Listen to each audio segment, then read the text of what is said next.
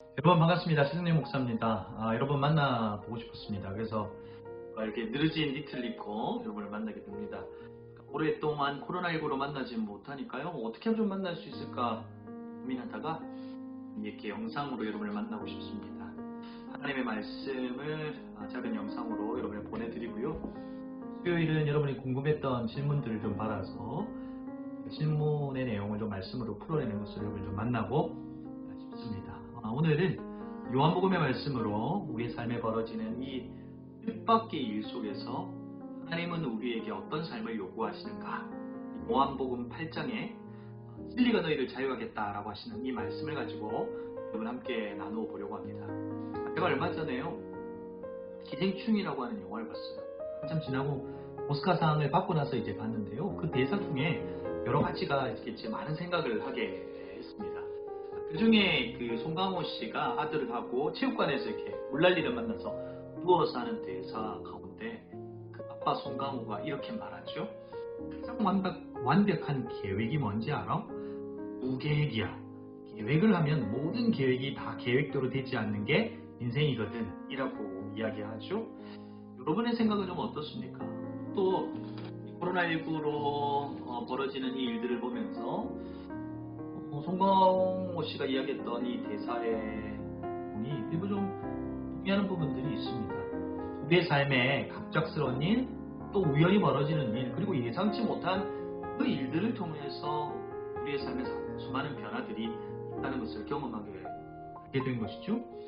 또 계획하지 못했던 일들 가운데 하나님이 내 삶의 궤도를 바꾸어 내시고 내 삶의 방식을 바꾸어 내시고 내 삶 속에서 하나님의 뜻을 발견할 때가 많이 있더라는 겁니다. 제가 설교를 통해서도 이야기했던 것 같아요. 제 얼굴 안면에 화상을 입었던 적이 있는데 그 사고를 통해서 사실 하나님 앞에 회개하게 되고 하나님을 만나게 되고 하나님의 뜻을 발견하게 되고 또 하나님의 부르심을 받아 이렇게 목사가 되어서 여러분 앞에 있는 거죠.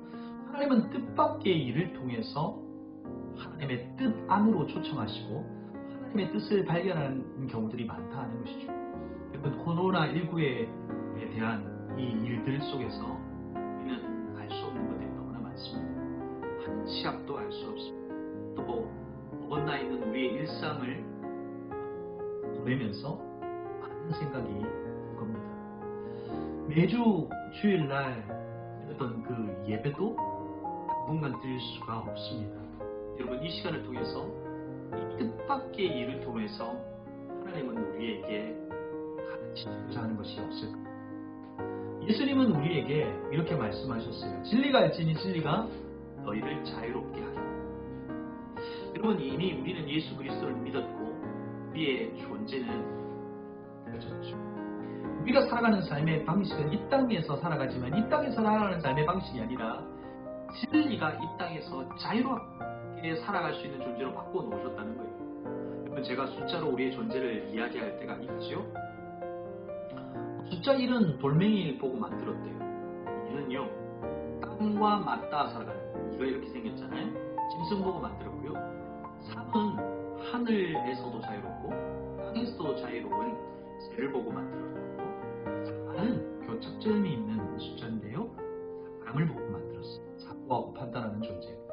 그리고 5는 뭐냐면 하늘과 맞닿아 땅에서는 자유로운 존재. 이 숫자가 땅에서는 자유로운 존재. 바로 이게 저와 여러분이죠.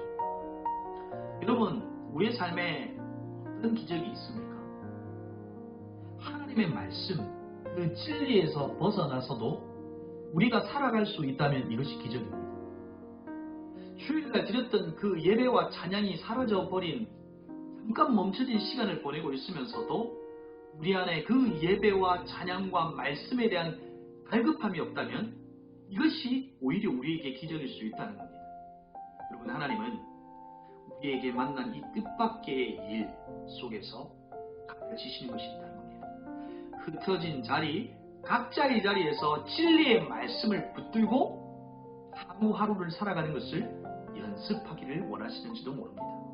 진리의 말씀이 이 땅에서 자유롭게 살아가는 바로 하나님의 자녀로서의 삶을 연습시키기 위한 것일 수 있다. 그 뜻도 있을 수 있다는 것을 여러분에게 알려드리고 싶은 것을 보십시오.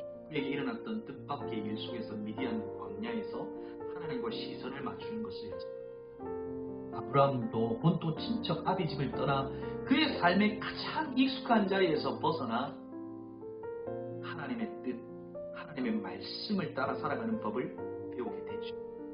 다윗도 하나님이 그를 기름 부으셨지만